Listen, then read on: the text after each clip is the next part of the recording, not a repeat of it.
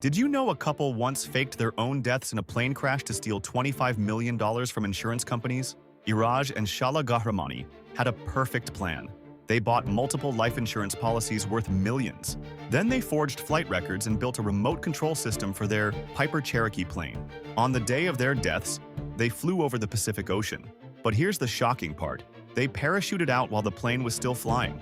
Then they used their remote control to crash the empty plane into the water. For months, their families mourned while the couple lived under fake names in different countries. They thought they had pulled off the perfect crime.